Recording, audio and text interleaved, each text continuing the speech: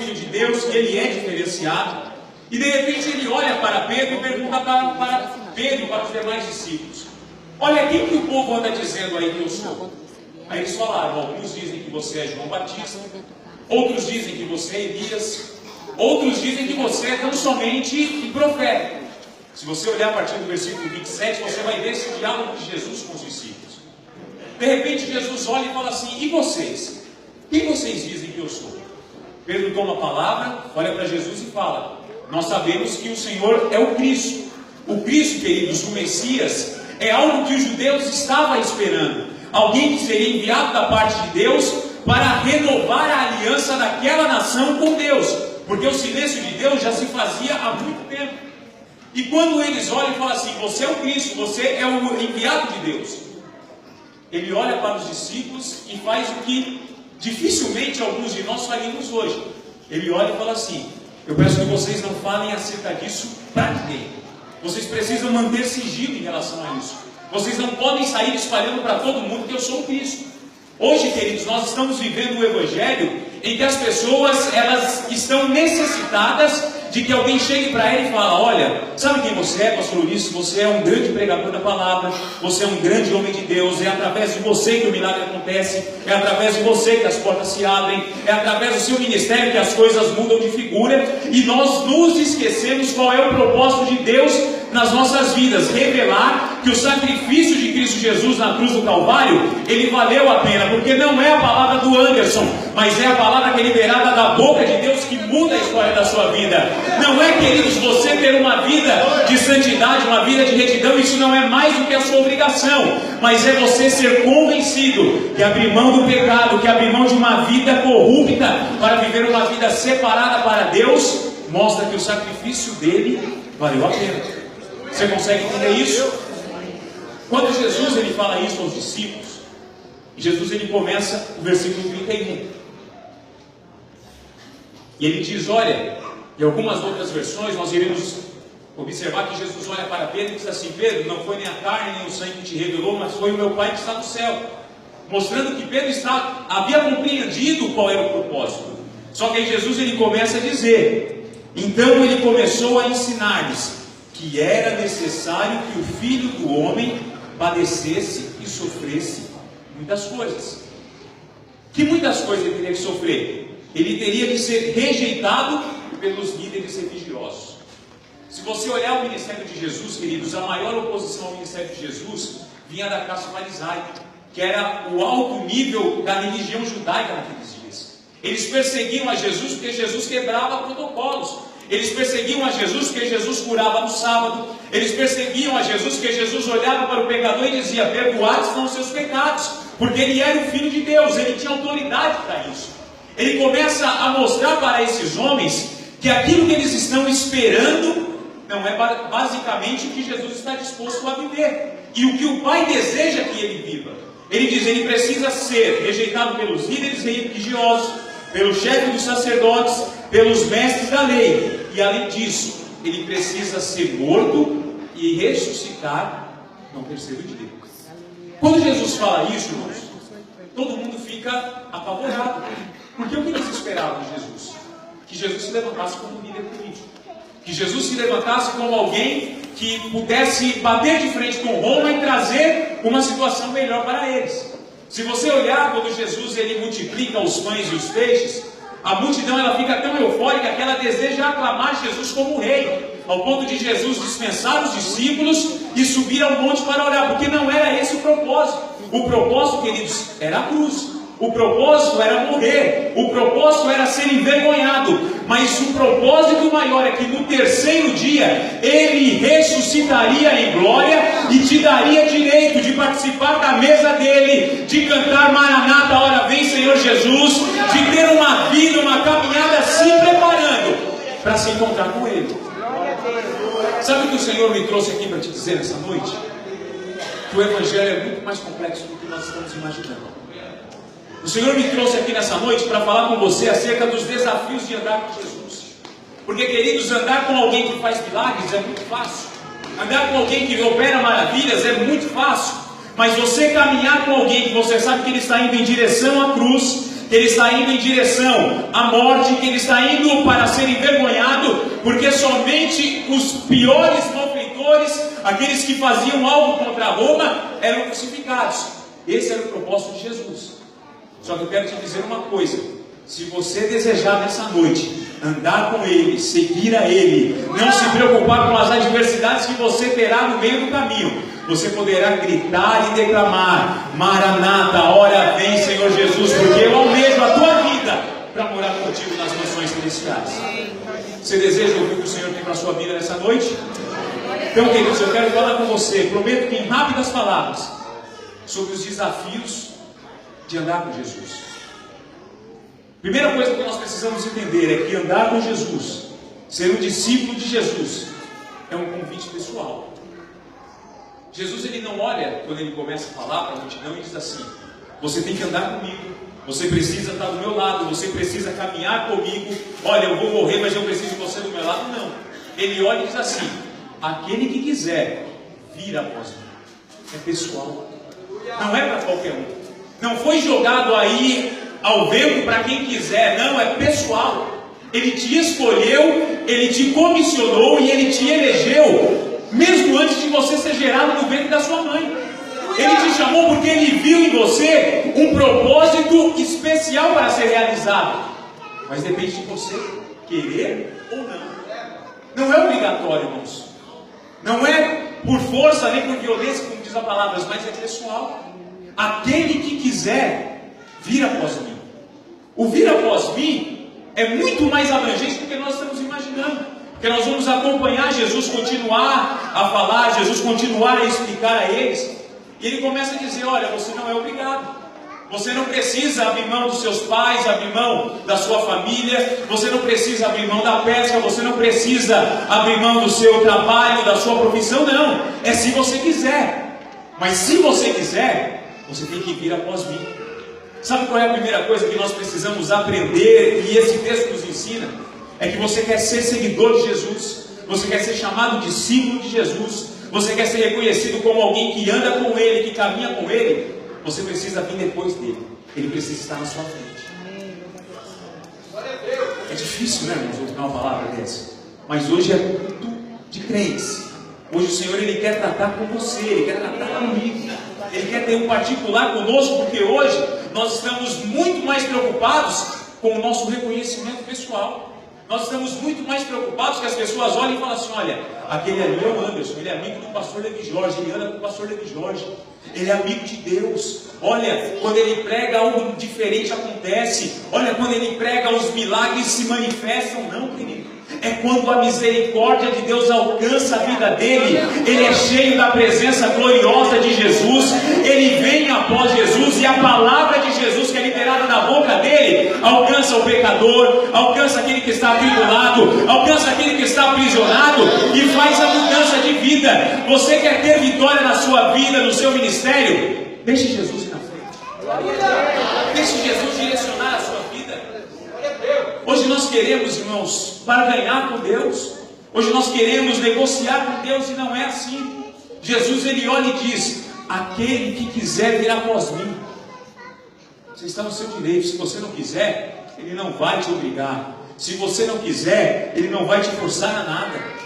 Mas se você tiver a coragem de vir após ele, de seguir a ele, de andar com ele, a tua vida nunca mais será a mesma. Sabe por quê? Porque aquele que é chamado para andar com Jesus, que recebeu um convite pessoal, ele é convidado a se relacionar com Jesus. Não é simplesmente vir após mim. Vir após mim, o que Jesus está querendo dizer: deixa ele na frente, deixa ele abrir o caminho, deixa ele preparar as oportunidades, deixa ele criar as situações. Mas não significa que Jesus vai estar lá no meio da igreja e eu estou aqui atrás, que eu tenho que manter uma distância, que ele é alguém que eu não posso me aproximar. Não. Andar com Jesus, ser seguidor de Jesus, ser discípulo de Jesus, é se relacionar com Ele. É ter intimidade com Ele.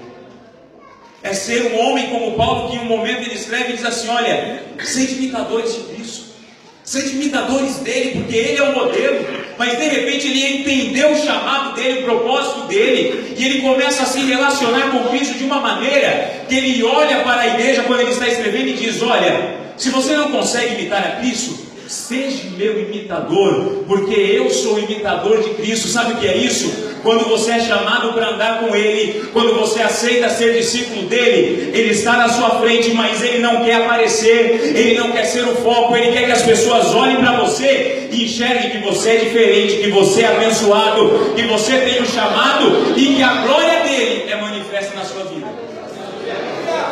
Você consegue enxergar a diferença daquele que quer ser mais do que ele é, ou do que ele foi chamado para ser, para aquele que se esvazia de si mesmo, permite que Cristo vá à sua frente, ele recebe a honra de ser reconhecido como um discípulo de Cristo Jesus.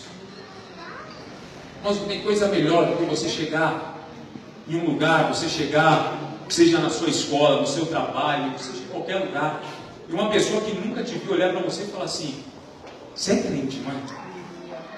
Poxa, você serve a Deus, você é diferente, sabe por quê? As suas atitudes, elas demonstram isso. O brilho de Cristo, ele está estampado na sua face. A glória de Cristo, ela é estampada na sua face. Quando o profeta Eliseu passava todos os dias por à frente da casa daquela sunamita, ele passava ao lado de Geazi, mas o texto lá em Reis diz que ela olhava para o seu marido e dizia: olha, este homem, este único homem que passa todos os dias aqui, ele é um santo homem de Deus. Sabe por quê? Ele entendeu que o convite era pessoal, ele aceitou, ele falou: eu quero, eu aceito o chamado, eu aceito aquilo que foi confiado a mim, mas eu quero ir depois dele. Se eu for depois dele, eu tenho a certeza que eu vou me relacionar com ele, que eu vou andar com ele, que eu vou ter intimidade com ele, e que um milagre vai acontecer.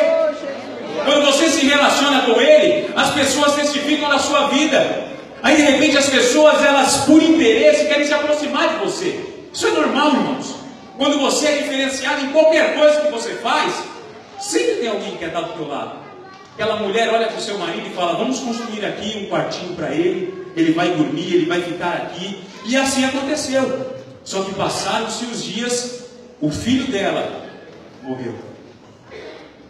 Quando o filho dela morreu, ela que já tinha entendido que andar após aquele que fez o chamado é mais interessante, ela sai de casa com o filho morto, com as esperanças mortas, sem nada na vida. Mas quando alguém olha para ela e fala assim: vai bem contigo? Ela fala: está tudo bem. Vai bem com teu marido? Maravilhosamente bem. Vai bem com teu filho? Está tudo bem, porque eu me relaciono com Cristo, eu me relaciono com Cristo, eu sou provedor de milagres. E se eu sou provedor de milagres, a minha situação, ela não será assim. Quando ela chega diante do homem de Deus, ele libera a palavra, vai até a casa dela, e o Senhor devolve a vida àquele menino. Sabe o que eu quero te dizer, meu irmão? Não esteja com Jesus por causa dos milagres, não esteja com Jesus por aquilo que ele pode fazer, mas ande com ele por aquilo que ele fez, que foi morrer na cruz, para que no terceiro dia ele ressuscitasse.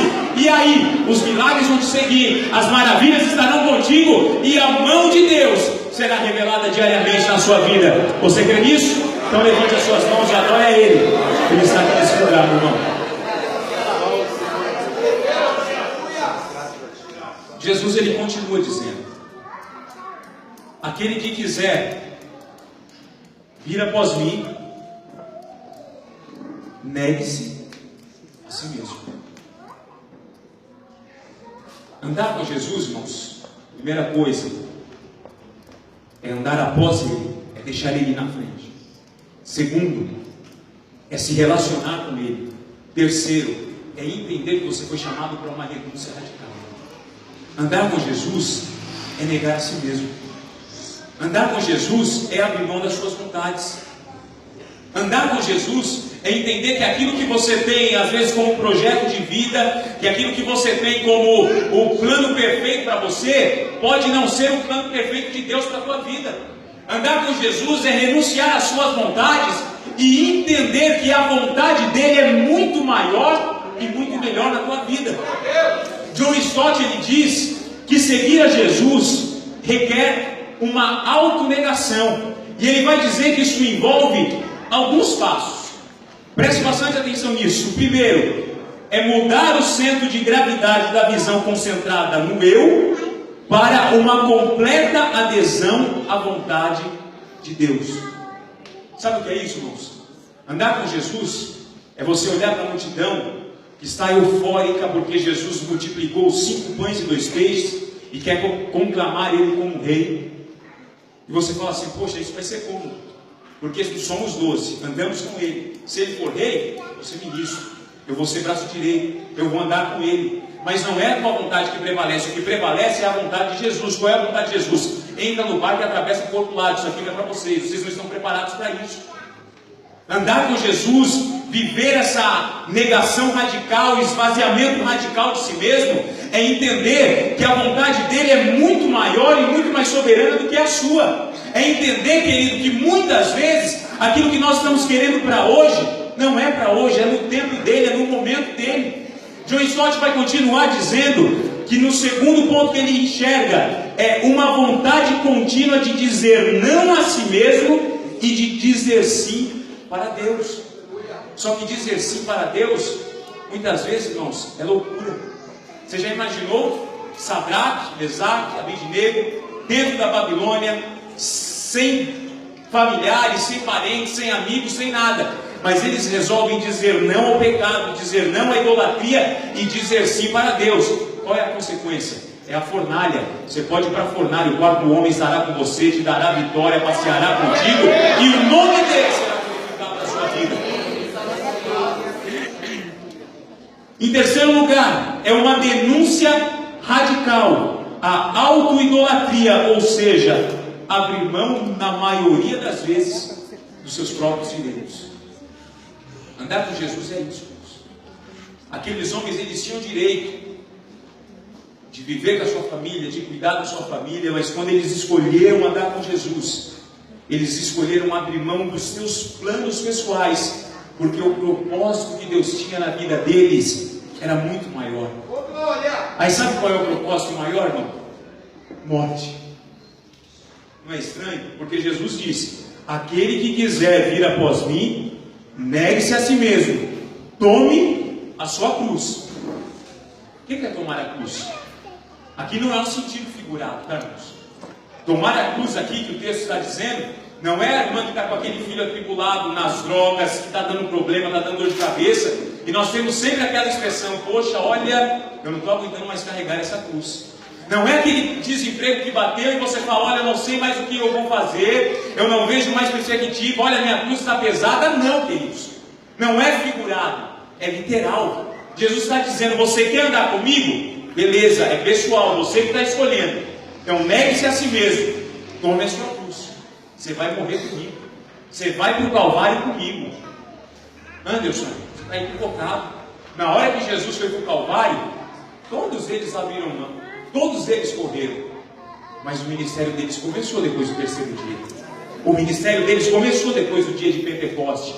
Quando Pedro é condenado ao martírio, ele reconhece que ele abriu mão da sua vida, que ele resolveu andar com Jesus, que ele resolveu se relacionar com Jesus, e que o único desfecho para ele, naquele momento, era a morte. Mas ele fala: eu morro, mas eu morro de cabeça para baixo, porque eu não sou digno de ser comparado com ele. Quando Paulo, um homem que poderia, queridos, ter as maiores mordomias que o fariseu poderia viver na época, ele abre mão de si mesmo, se esvazia de si, para andar com Jesus, para renunciar aos seus desejos. Quando ele está perto, se não precisar morrer, ele diz: eu combati o bom combate, eu acabei a carreira, mas eu guardei a fé. Meu irmão, você está caminhando para a morte, você está caminhando para o Calvário, você está caminhando para dias muito piores do que o que nós temos vivido. É isso que é se relacionar com Cristo.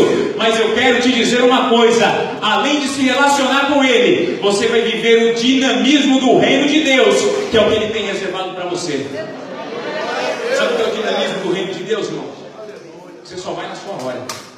Você só para no momento que for para você parar.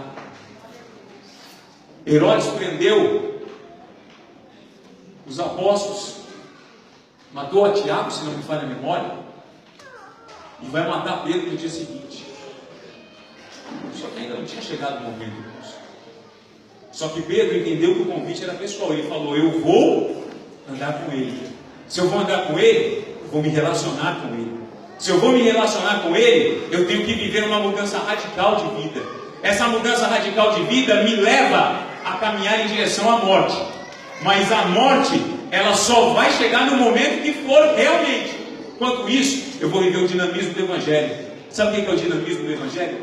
É estar dando tudo errado na tua vida. Você está preso, prestes a morrer. Você está com a cabeça prometida para o dia seguinte. Você está dormindo, você está tentando dormir, esperando o que vai acontecer. De repente, o anjo chega na cadeia e fala assim: parceiro, levanta, ainda não chegou a hora, vamos andar. É dinamismo. Sabe o que é dinamismo? Quer dizer, quando você chega aqui nesse lugar, cansado, destruído, não está mais aguentando os problemas que você está enfrentando no teu ministério, na tua família, na tua casa, no teu trabalho, mas o Senhor está olhando para você e dizendo: ei, Anderson, venha após mim, toma a sua cruz, negue-se a si mesmo, me siga, e você vai ter uma vida de dinamismo, uma vida de mudança, uma vida diferenciada no meu caminho comigo, se relacionando com a minha pessoa. Hoje, queridos, você pode não saber o que vai acontecer, mas de repente o anjo pode te tocar e você sair passando paredes, portas, para a glória de Deus. Hoje você pode não ter o que comer, mas o Senhor pode escancarar o céu se Ele quiser, e mandar cesta básica, mantimento, dinheiro, o que for, para que a tua vida seja abençoada. Você pode estar, queridos, no maior marasmo, mas o dinamismo da vida cristã, ela faz você acreditar que Ele é soberano, e que no momento certo, Ele tem o melhor para realizar na sua vida. Você está entendendo, irmãos? O que o Senhor tem para a tua vida nessa noite?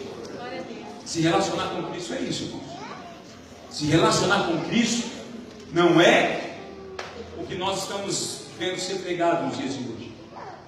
Aquele que é chamado para se relacionar com Cristo, entendeu essas verdades que eu acabei de falar, ele consegue compreender a importância da renúncia. Porque Jesus, ele vai continuar dizendo: pois quem quiser salvar a sua vida, a perderá. Mas quem perder a sua vida por causa do Evangelho, a salvará. Não é meio estranho, irmãos, esse paradoxo que Jesus está fazendo? Poxa, se eu quiser achar a minha vida, eu vou perdê-la. Mas se eu resolver perder a minha vida por amor do Evangelho, eu vou achar. Parece meio estranho. Você não conhece pessoas que é assim? Pessoas que ela está constantemente tentando achar a vida dela, e parece que cada dia que passa ela vai perdendo mais e mais dias e anos de vida. Pessoas que buscam viver uma vida de felicidade sem Deus. Pessoas que buscam viver uma vida de felicidade sem o auxílio do Espírito Santo. Adolescentes que não têm a consciência que esse lugar é o mais importante e preferem uma vida de drogas, uma vida de sexo desregrado, uma vida de total luxúria aí no mundo, porque é isso que tem sido pregado nos dias de hoje.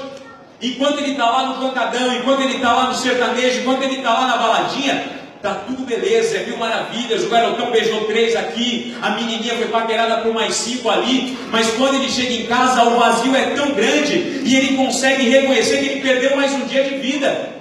Só que quando nós olhamos para esses adolescentes, com certeza, a maioria dos amigos está dizendo: um sabadão como esse, poxa, tanta balada legal para a gente estar, tantos lugares bons para a gente estar curtindo, e vocês estão na igreja, vocês estão perdendo tempo. Querido, eles estão achando mais precioso, que é o relacionamento com Cristo Jesus. Amanhã o da baladinha está grávida, está drogado, está preso, mas aqui tem casamento abençoado, aqui tem porta de emprego grande, aqui tem ministério separado, aqui é a graça de Deus abundante nesse lugar.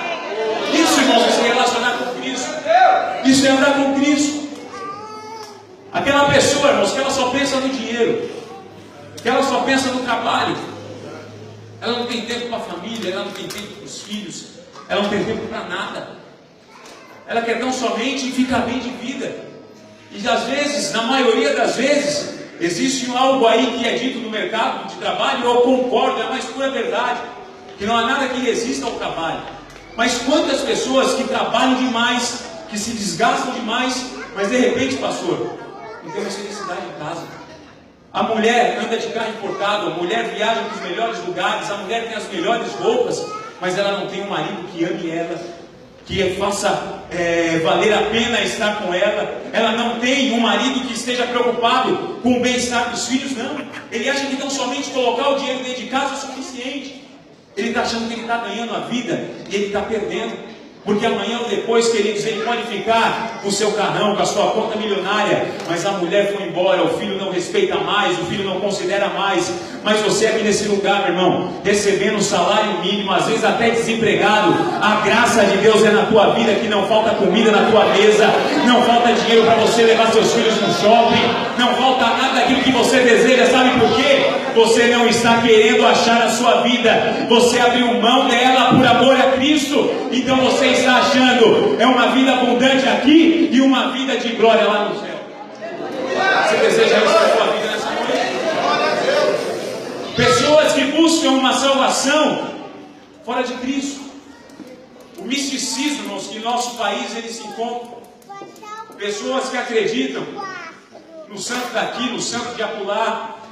Pessoas que dentro da igreja estão hoje acreditando que o milagre dela vai acontecer devido à rosa que veio de Israel, devido à toalhinha que o fulano de tal limpou os corpos. Isso para mim é nojento. O que me faz viver o milagre é o sangue do Cordeiro que foi derramado na cruz do Calvário e me dá direito a viver uma vida nova.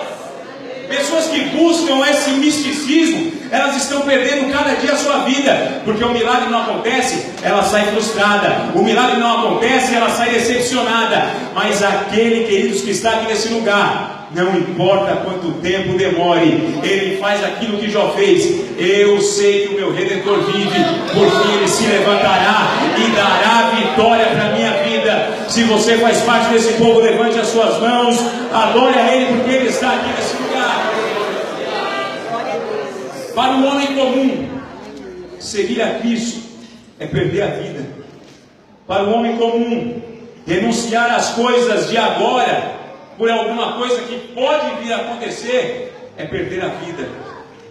Mas se você, queridos, está abrindo mão de tudo aquilo que quem sabe o mundo está te oferecendo para numa noite como essa, estar aqui ouvindo uma palavra do trono de Deus para o teu coração, você pode ter certeza de uma coisa: vai chegar um momento que a trombeta vai soar e você vai subir cantando Maranata, ora vem Senhor Jesus, porque essa é a promessa de Deus para a tua vida. Glória a Deus, aleluia. Quando eu olho para esse texto, eu enxergo Jesus dizendo: o que adianta o homem ganhar o mundo inteiro e perder a sua alma?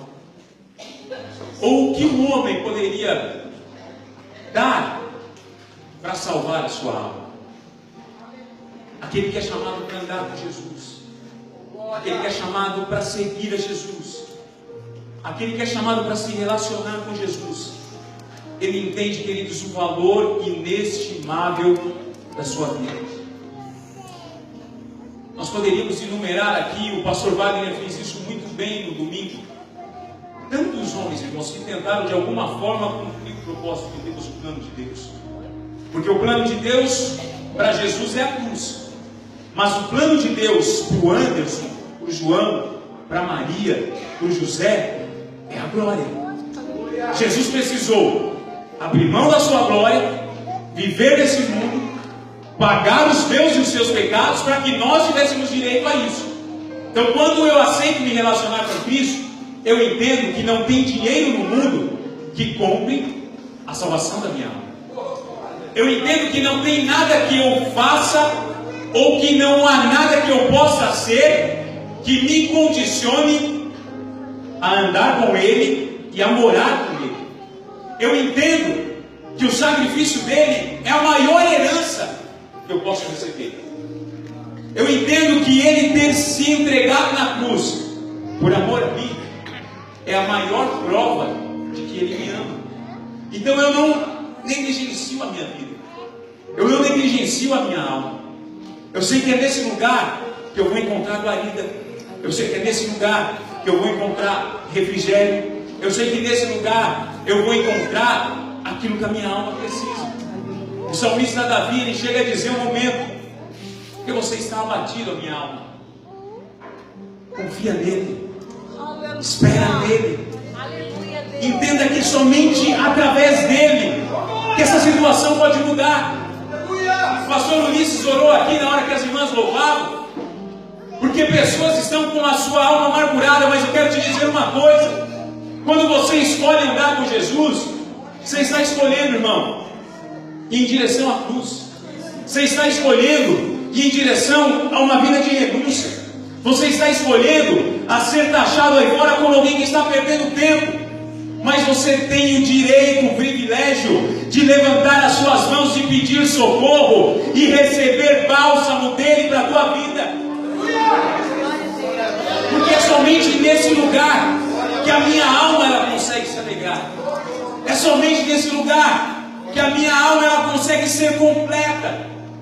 Então Jesus ele fala: você precisa cuidar da tua alma.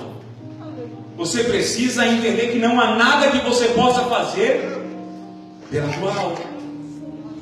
Mas para que você tenha direito a esses benefícios, você não pode se envergonhar de mim. Se coloque de pé. Se alguém se envergonhar de mim e das minhas palavras, eu me envergonharei dele no dia do meu Pai. As pessoas andavam com Jesus porque Jesus fazia milagres. As pessoas andavam com Jesus porque Jesus operava o sobrenatural. Mas ninguém tinha compreendido ainda que andar com Jesus, que caminhar com Jesus, que se relacionar com Jesus é ter prazer. Que se relacionar com Jesus é estufar o peito, colocar a Bíblia debaixo do braço e sair de casa e as pessoas olhar para você com desprezo, mas você está cheio de orgulho santo, porque você foi chamado para ser príncipe dele. Andar com Jesus, se relacionar com Jesus, é quando você chegar lá na tua faculdade, adolescente, na tua escola, é quando você chegar lá no teu trabalho e alguém disser para você: ei, você é crente, você é evangélico. Você tem orgulho de dizer: eu sou, eu sirvo a Ele, eu ando com Ele, eu fui chamado por Ele. Eu entendi um dia que Ele falou: olha, aquele que quiser vir após mim, tome-se a sua cruz, negue-se a si mesmo e me siga. E eu aceitei isso, eu não me envergonho dele. Quando você não se envergonha dele, pode acontecer o que aconteceu com esses homens. Porque Jesus, se você olhar em outros textos, principalmente no texto de João, Pedro chega e fala: Jesus, dá uma maneirada, a palavra está pesada, não precisa ficar falando que você tem que morrer, que você tem que sofrer. Essa palavra aí não é para a gente não. O povo está indo embora, Jesus, porque todo mundo quer andar com você, porque sabe que você vai fazer milagre, você vai multiplicar pão, você vai multiplicar peixe. Jesus olhou para ele e falou assim: ah é? Ele ficou preocupado, quer ir embora? Vai com ele. Está incomodado? A porta da rua é a serventia da casa. Meu irmão, não se escandalize, mas é isso. Está difícil para você, você não está dando conta? Meu irmão, você está perdendo tempo. Mas se você está nesse lugar, se você vai participar daqui a alguns minutos do corpo e do sangue dele, você tem que entender que a tua vida tem que ser uma vida diferente. Porque isso daqui, meu irmão, não é tão somente algo que é comprado, que é pego em algum distribuidor, não. Isso aqui é uma simbologia do maior projeto que foi feito por Deus, que é a salvação da tua alma. Isso daqui custou caro, custou a vida do filho dele. E trocar, irmãos, o cálice aqui é fácil, mas e a tua vida lá fora? Você tem seguido a Cristo? Eu pergunto isso para você nessa noite. Tem você seguido a Cristo? Tem você andado verdadeiramente com Ele? Tem você verdadeiramente tido orgulho de ser chamado discípulo dele, ou você tem se envergonhado? Se você tem orgulho nessa noite, se você entende que o sacrifício dele por você é muito maior do que qualquer coisa que você possa conquistar nessa vida, eu quero te dizer uma coisa: em meio a toda a adversidade que você está vivendo, em meio a toda a dificuldade que você está enfrentando, pode ser que ela não passe, pode ser que as coisas não aconteçam, mas eu tenho uma palavra profética para você. A palavra que ele mesmo fez questão de revelar a João na ilha de Patmos, no capítulo 2, versículo 7 de Apocalipse. Ele está dizendo assim: olha, aquele que tem ouvidos ouça o que o Espírito diz à igreja: ao vencedor eu darei o direito de comer da árvore da vida que está no paraíso de Deus.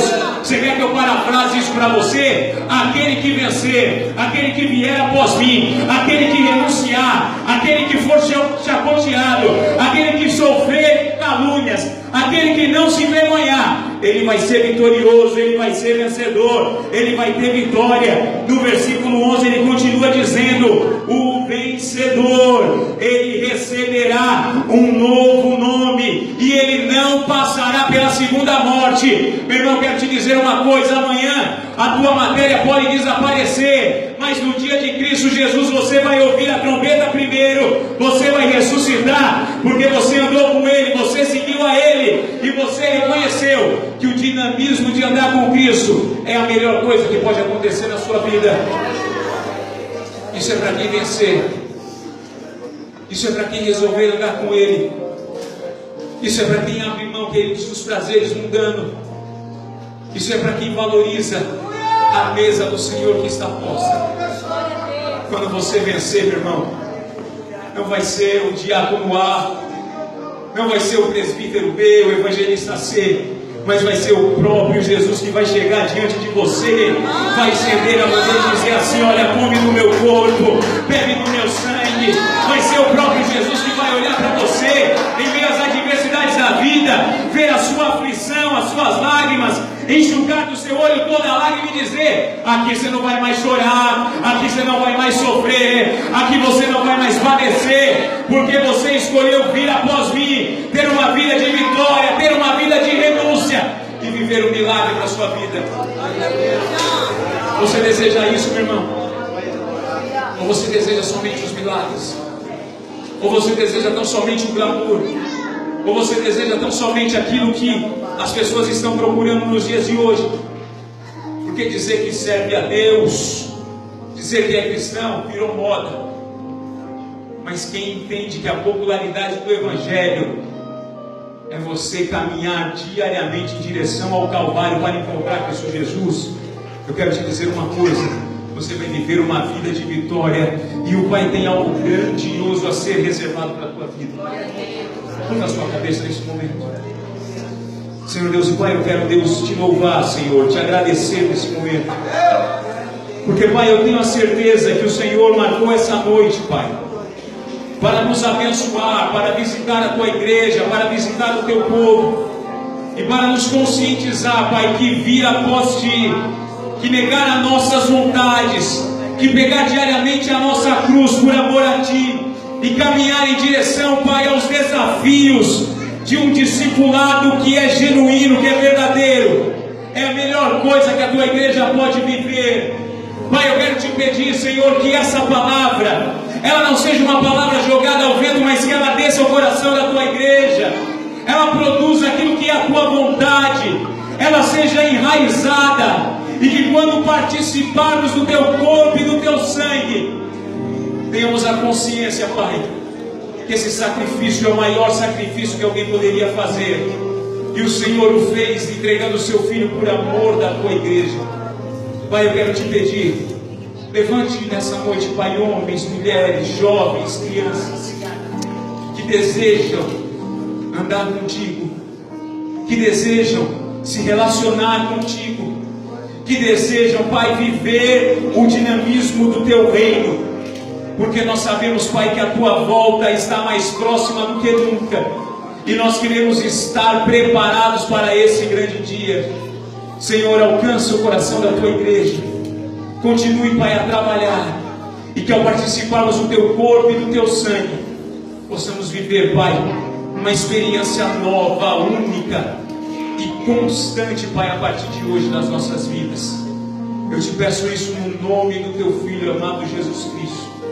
Se você ouviu e se você deseja seguir a Ele nessa noite, com toda a sinceridade da tua alma, levante as suas mãos, aplauda Ele e receba a glória de Deus na tua vida. Aleluia, aleluia, aleluia. Graças a Deus. Vai levantar a direção do Senhor Jesus com os irmãos.